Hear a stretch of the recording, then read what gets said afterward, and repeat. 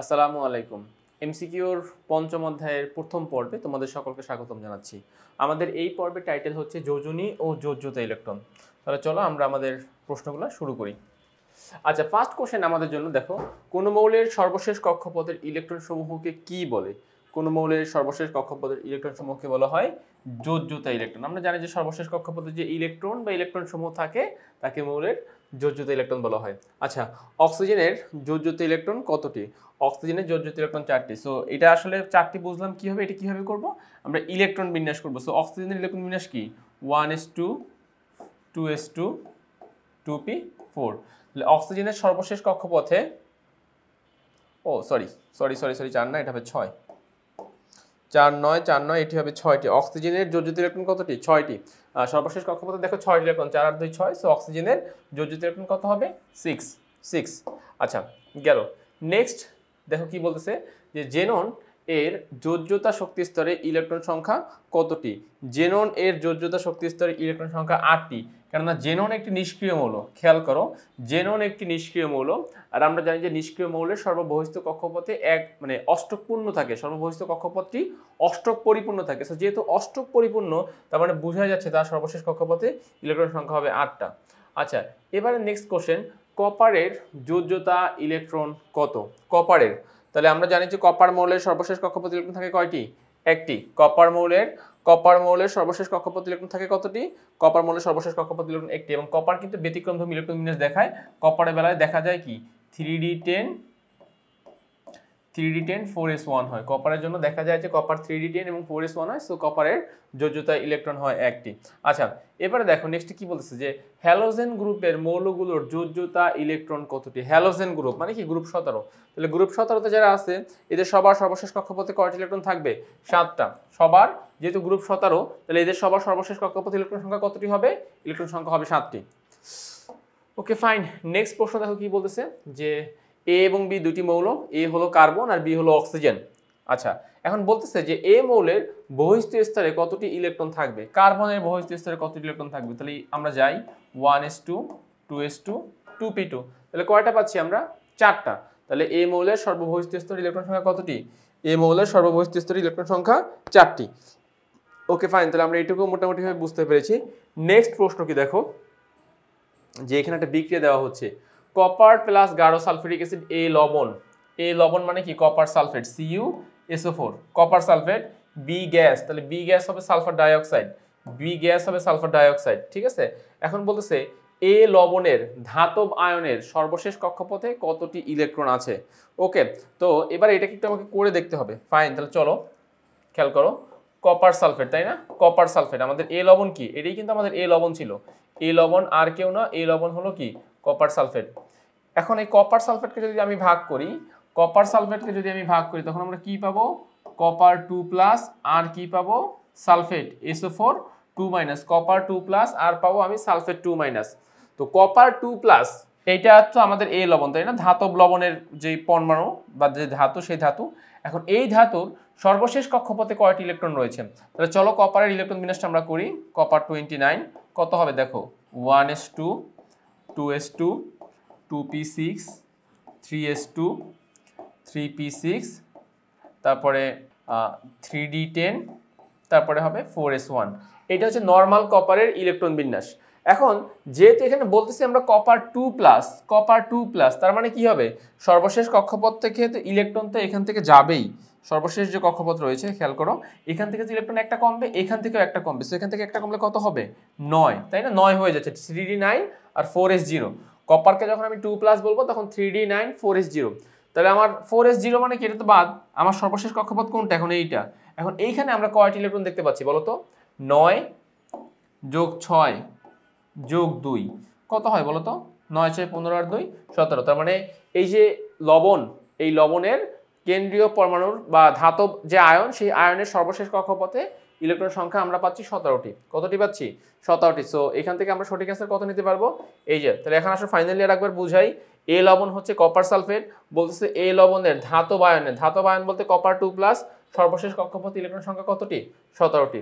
আশা করতেছি এখন তোমরা সবাই ক্লিয়ার হয়েছো। আচ্ছা, নেক্সট প্রশ্ন দেখো, নাইট্রোজেন পরমাণুর সর্বশেষ কক্ষপথে বিজোড় ইলেকট্রন সংখ্যা কত? আচ্ছা, নাইট্রোজেনের ইলেকট্রন বিন্যাস যদি আমরা করি 1s2 2s2 2p3। তো এবারে যদি তুমি হোমস ল অ্যাপ্লাই করো তাহলে কি হয়, 2s2 তে এখানে দুইটি ইলেকট্রন আর 2p3, তাই না, 2p3। সো এখান থেকে আমরা এরকম পাচ্ছি 1 1 1, তিনটা বিজোড় পাচ্ছি। তাহলে নাইট্রোজেন পরমাণুর সর্ববহিস্থ কক্ষপথে বিজোড় ইলেকট্রন কতটি? বিজোড় ইলেকট্রন হবে 3টি। 2p3, এই 2p3 এর তিনটা বিজোড় ইলেকট্রন। সো আমরা এখান থেকে অ্যান্সার হিসেবে 3 কে চুজ করতে পারলাম। আচ্ছা, নেক্সট প্রশ্ন, CCl4 এর কেন্দ্রীয় পরমাণুর সর্বশেষ শক্তি স্তরে ইলেকট্রন সংখ্যা কতটি? CCl4 এর কেন্দ্রীয় পরমাণুর সর্বশেষ শক্তি স্তরে ইলেকট্রন সংখ্যা কতটি হবে? ইলেকট্রন সংখ্যা হবে 8টি। এখন এই 8টি কি হবে, চলো আমরা একটু ডায়াগ্রামের সাহায্যে এটা বুঝে ফেলি 8টি কিভাবে হবে। আচ্ছা, CCl4 এর যদি ডায়াগ্রাম আমরা আঁকি, দেখো এরকম হবে, তাই না? তাহলে এই একটা ক্লোরিন, খেয়াল করো, দেন এই একটা ক্লোরিন, দেন এই একটা ক্লোরিন, দেন এই একটা ক্লোরিন, 4টা ক্লোরিন। এবং সবগুলো দেখো, সবগুলো যদি আমরা এখানে ধরো ক্রস দিলাম, এখানে ক্রস দিলাম, এখানে ক্রস দিলাম, এবং এইখানে যেই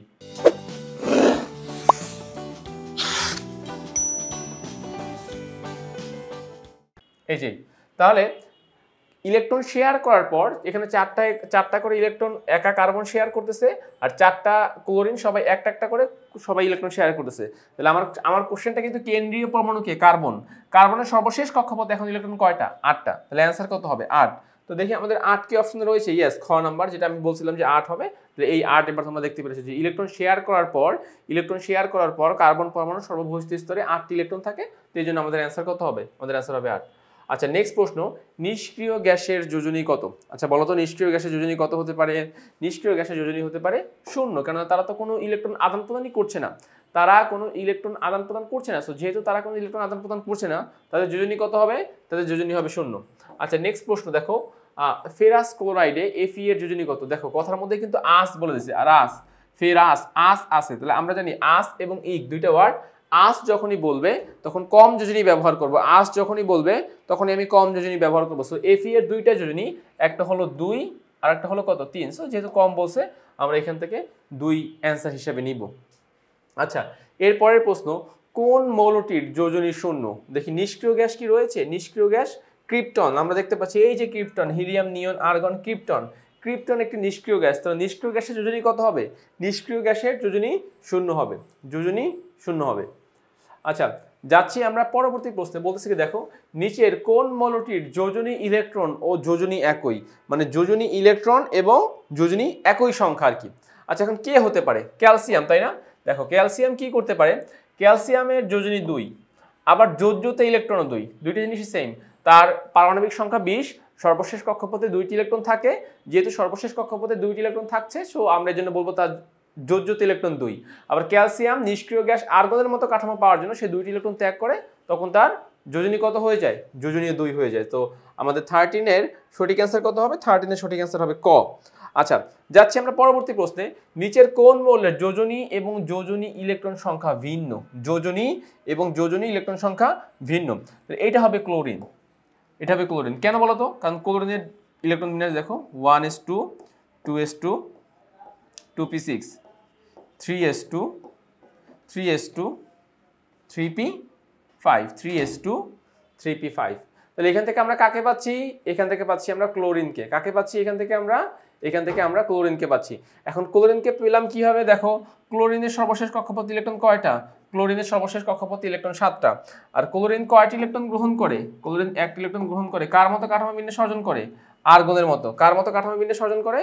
আর্গনের মতো কাঠামো বিন্যাস অর্জন করে, আর্গনের মতো। সো যেহেতু তার গ্রহণকৃত ইলেকট্রন সংখ্যা 1 আর তার সর্বশেষ কক্ষপথে ইলেকট্রন সংখ্যা 7, তাহলে মোট কত হবে? মোট দুইটা মিলছে না, মানে এখানে বলতেছে তো ভিন্ন হবে, তাই না? তাহলে যোজনী 1, যোজনী ইলেকট্রন 7, তো আমরা ভিন্নতার প্রমাণ এখানে পেয়েছি। ওকে, যাচ্ছি আমরা পরবর্তী প্রশ্নে। কি বলতেছে দেখো, কোন মৌল জোড়ের পরিবর্তনশীল যোজ্যতা আছে, মানে পরিবর্তনশীল যোজনী রয়েছে? আমরা জানি কিছু কিছু মৌল, তো দেখো পরিবর্তনশীল যোজ্যতা বলতে যাদের একাধিক যোজনী আছে এরকম কাউকে বোঝানো হচ্ছে। তো আমরা এখানে অপশনগুলো একটু খুঁজি, দেখি কি কি রয়েছে। ম্যাগনেসিয়াম এবং গোল্ড। তো ম্যাগনেসিয়ামের কখনোই পরিবর্তনশীল যোজ্যতা ছিল না, তারপরে ফ্লোরিনেরও কখনো ছিল না, তারপরে অ্যালুমিনিয়ামের ছিল না, তাহলে ঘ নাম্বারটি আমাদের সঠিক অ্যান্সার। Fe এরও পরিবর্তনশীল যোজ্যতা রয়েছে প্লাস মার্কারেরও পরিবর্তনশীল যোজ্যতা রয়েছে, তো এখানে সঠিক অ্যান্সারটা হবে 15 নাম্বারের ঘ নাম্বার। 15 এর সঠিক অ্যান্সারটা কত হবে? ঘ নাম্বার। আচ্ছা, এর পরবর্তী প্রশ্ন দেখো কি বলতেছে, কোনটি পরিবর্তনশীল যোজ্যতা প্রদর্শন করে? অর্থাৎ এখানে 4টা মৌলের মধ্যে অবশ্যই একটা মৌল আছে যার একাধিক যোজনী প্রদর্শন করার ক্ষমতা রয়েছে, এবং সেই মৌলটি কে? Fe এর যোজনী 2 এবং 3। তো আশা করতেছি এইটুকু তোমরা ক্লিয়ার হয়েছো। আমি যাচ্ছি পরবর্তী অংশে আমার। আচ্ছা, নেক্সট ওয়ান দেখো কি বলতেছে। আচ্ছা, নিচের কোন জোড়া পরিবর্তনশীল যোজ্যতা প্রদর্শন করে? মানে এখানে যে জোড়াগুলো রয়েছে এই জোড়াগুলোর কোন জোড়া পরিবর্তনশীল যোজ্যতা প্রদর্শন করে? তো আগের মতো জাস্ট অপশন খুঁজতে হবে, যে ফার্স্ট আমরা বাদ দেওয়ার চেষ্টা করব, যেরকম এখানে ম্যাগনেসিয়ামের কারণে বাদ হবে, এখানে কোনোটা দুইটাই বাদ, ফসফরাস এবং অ্যালুমিনিয়ামের কারণে বাদ, এখানে অ্যালুমিনিয়ামের জন্য বাদ হয়ে যাচ্ছে, এখানে ক্লোরিনের জন্য বাদ হয়ে যাচ্ছে। তাহলে আমাদের এখানে সঠিক অ্যান্সার কত হবে? আমাদের এখানে সঠিক অ্যান্সারটি হবে ঘ নাম্বার। আমাদের এখানে সঠিক অ্যান্সারটি কত হবে? আমাদের এখানে সঠিক অ্যান্সারটি হবে ঘ নাম্বার। আচ্ছা, নেক্সট ওয়ান দেখো, কোন মৌলটি একাধিক যোজনী প্রদর্শন করে? কোন মৌলটি একাধিক যোজনী প্রদর্শন করে? সো এখান থেকে ইজিলি দেখা যাচ্ছে যে ফসফরাস, কারণ ফসফরাসের যোজনী কত? 3, 5। তাহলে যেহেতু 3, 5 দুইটা সংখ্যা, তাহলে অবশ্যই আমরা বলতে পারবো যে ফসফরাস এখানে কি করবে? পরিবর্তনশীল যোজনী প্রদর্শন করবে। আচ্ছা, নেক্সট ওয়ান যাচ্ছি, দেখো কি বলেছে, যে N2O5 যৌগে নাইট্রোজেনের সুপ্ত যোজনী কত? আচ্ছা, তাহলে সুপ্ত যোজনী বের করতে হলে দুইটা জিনিস লাগবে। নাম্বার 1 সক্রিয় যোজনী জানা লাগবে, নাম্বার 2 সর্বোচ্চ যোজনী জানতে হবে। তো সক্রিয় যোজনী আমরা জানবো কিভাবে? আমরা জানি যোজনী এক্সচেঞ্জ হওয়ার মাধ্যমে যৌগ গঠিত হয়। তাহলে অক্সিজেনের পাশে 5, এই 5 কার যোজনী? নাইট্রোজেনের যোজনী। আর নাইট্রোজেনের পাশে 2, এই 2 কার যোজনী? অক্সিজেনের যোজনী। তাহলে নাইট্রোজেনের সর্বোচ্চ যোজনী কত? 5। এখানে এই যে N2O5 এই যৌগে নাইট্রোজেন কত ব্যবহার করেছে? 5। তাহলে সুপ্ত কত হবে? সুপ্ত হবে 0। সুপ্ত কত হবে?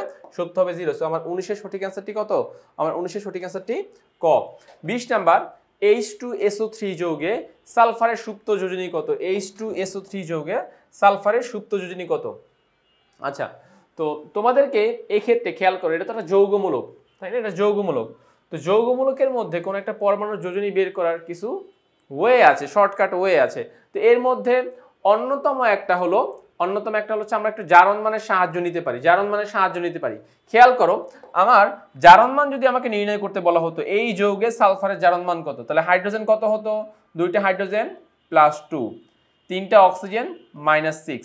তাহলে সালফারের জারণ মান এখানে কত হতো? অবশ্যই +4, তাই না? আমরা জানি যে কোনো যৌগের মোট জারণ মান হয় 0। তাহলে হাইড্রোজেন 2টা এর জন্য +2, 3টা অক্সিজেন এর জন্য -6, আর সালফার +4 হতো, তাহলে আমার পুরা H2SO3 এর মান 0 হয়ে যেত। তাহলে এখানে সালফারের জারণ মান যেহেতু +4, তাহলে এই যৌগে সালফারের যোজনীও কত হতে পারে? 4, কারণ আমরা জানি যে যোজনীর মধ্যে প্লাস মাইনাস থাকে না, যোজনী জাস্ট একটা সংখ্যা। তো সেই হিসাবে সালফারের সর্বোচ্চ কত? 6, আর এই যৌগে সালফার কত ব্যবহার করতেছে? 4। তাহলে সুপ্ত কত হবে? 2। সুপ্ত যোজনী কত হবে? 2। তাহলে আমরা বলতে পারি H2SO3 সালফিউরাস অ্যাসিড, এই সালফিউরাস অ্যাসিডে সালফারের সুপ্ত যোজনী কত হবে? 2। আচ্ছা, নেক্সট প্রশ্ন দেখো, H2S এ সালফারের সুপ্ত যোজনী কত? এই যে হাইড্রোজেনের পাশে 2 সংখ্যাটা কার যোজনী? সালফারের যোজনী। সালফারের সর্বোচ্চ 6, এই যৌগে সালফার ব্যবহার করেছে 2, তাহলে সুপ্ত কত হবে? সুপ্ত যোজনী হবে 4। তাহলে আমরা বলতে পারি আমাদের 20 এর অ্যান্সার হচ্ছে খ নাম্বার, এবং 21 এর অ্যান্সার হচ্ছে গ নাম্বার। 20 এর খ, 21 এর গ। আচ্ছা, এবারে দেখো কয়েকটা বিক্রিয়া আমাদের জন্য দেওয়া হচ্ছে, এই বিক্রিয়াগুলো থেকে প্রশ্ন করবে আমাদেরকে। ফার্স্ট বিক্রিয়া দেখতে পাচ্ছি সালফার প্লাস অক্সিজেন, তাহলে এ কি হবে? Sulphur dioxide. সেকেন্ড বিক্রিয়া দেখতে পাচ্ছি এ প্লাস আবার অক্সিজেন, তার মানে সালফার ডাইঅক্সাইড প্লাস অক্সিজেন, তাহলে বি কে হবে? Sulphur trioxide. কারণ আমরা জানি যে সালফার ডাইঅক্সাইডকে যদি আরো বেশি অক্সিজেনের সাথে বিক্রিয়া করানো হয়, তাহলে সালফারের নেক্সট যে অক্সাইড সালফার ট্রাইঅক্সাইড সেখান থেকে উৎপন্ন করা যায়। এবারে প্রশ্ন, এই যৌগটিতে সালফারের সুপ্ত যোজনী কত? এই যৌগটিতে সালফারের সুপ্ত যোজনী কত? খেয়াল করো, সালফার ডাইঅক্সাইড, তাই না? তাহলে সালফার ডাইঅক্সাইড কিন্তু মূলত এরকম ছিল, H2O4। সালফার ডাইঅক্সাইড মূলত কিরকম ছিল? H2O4। তো এই H2O4 এখানে আমরা কাটাকাটি করেছি 2 দিয়ে, দেন সেটা SO2 হয়েছে। বাট SO2 দেখেই বলা যাবে না যে এখানে সালফারের যোজনী 2, তাহলে অক্সিজেনের যোজনী 1 হয়ে যাচ্ছে। তাহলে এটা তো আসলে সম্ভব না, অক্সিজেনের যোজনী কখনো 1 হয় না। তো আমরা এটুকু শিওর যে SO2 এই যৌগে সালফারের যোজনী কত? 4। তাহলে সালফারের সর্বোচ্চ 6, এখানে পাচ্ছি 4। সুপ্ত কত হবে? সুপ্ত হবে 2। তাহলে খ নাম্বার। আমাদের 22 এর সঠিক অ্যান্সারটি কত? 22 এর সঠিক অ্যান্সারটি খ নাম্বার। আচ্ছা, এবারের প্রশ্ন দেখো, কার্বন মনোক্সাইড যৌগে কার্বনের সুপ্ত যোজনী কত? সো কার্বন মনোক্সাইড যৌগটি আসলে কি রকম ছিল? দেখো, কার্বন মনোক্সাইড ছিল এরকম, C2 CO2 মানে কার্বনেরও 2 যোজনী অক্সিজেনেরও 2 যোজনী 2 দ্বারা ডিভাইড করার পরে C2O2 হয়েছিল। এবারে তুমি 2 দিয়ে ডিভাইড করে দাও, তখন তুমি কি পাচ্ছ? CO পাচ্ছ। তাহলে কার্বনের সর্বোচ্চ 4 আর এখানে ইউজ হয়েছে 2, তাহলে আলটিমেটলি আমি কত পাচ্ছি? এখান থেকে 2 পাচ্ছি। তাহলে CO যৌগে কার্বনের সুপ্ত যোজনী কত? 2। CO যৌগে কার্বনের সুপ্ত যোজনী 2। আচ্ছা, পরবর্তী প্রশ্ন দেখো কি বলতেছে, নিচের কোন যৌগে সালফারের সুপ্ত যোজনী 2 হবে? নিচের কোন যৌগে সালফারের সুপ্ত যোজনী 2? তার মানে আমাকে সবগুলো যৌগ ট্রাই করতে হবে, ট্রাই করে দেখতে হবে যে আসলে কোনটার সাথে 2 ম্যাচ হয়। ফাইন, তাহলে আসলে আমরা সবগুলো দেখি। এই জায়গায় সালফারের 2 যোজনী, তাহলে সর্বোচ্চ কত? 6, সর্বোচ্চ 6, এখানে ইউজ হচ্ছে 2, তাহলে সক্রিয় কত? 4, মানে সুপ্ত হচ্ছে 4, হবে না এটা। SF4 সালফারের সর্বোচ্চ 6, এখানে F4, তার মানে কি সালফার এখানে 4 যোজনী ব্যবহার করতেছে, তাহলে মাইনাস কত? 2, তাহলে এইটা হবে আমাদের সঠিক অ্যান্সার। খ নাম্বারটি বলতেছে নিচের কোন যৌগে সালফারের সুপ্ত যোজনী 2, তাহলে এটা কিন্তু SF4 এর সাথে মিলে যাচ্ছে। কার সাথে মিলতেছে? SF4 এর সাথে মিলতেছে। সো আমরা তাহলে এখান থেকে সঠিক অ্যান্সারটি কাকে নিতে পারবো? SF4। আর এটার ব্যাখ্যাটা কি? সালফারের সর্বোচ্চ 6, এখানে যেহেতু 4 আছে তাহলে 6 - 4 = কত হবে? = 2 হবে। সো এখান থেকে খ নাম্বারটা সঠিক অ্যান্সার। আচ্ছা, নেক্সট প্রশ্ন, কপার ক্লোরাইড CuCl2a কপারের সুপ্ত যোজনী কত? তাহলে ক্লোরিনের পাশে 2 দেখে আমরা এইটুকু বুঝে গিয়েছি যে এখানে কপারের যোজনী 2, ক্লোরিনের পাশে 2 দেখে আমরা বুঝতে পেরেছি এখানে কপারের যোজনী 2, তাহলে কপারের সর্বোচ্চ 2, এখানে সক্রিয় 2, সুপ্ত কত হবে? 0। গ নাম্বারটি সুপ্ত কত হবে? 0, গ নাম্বার।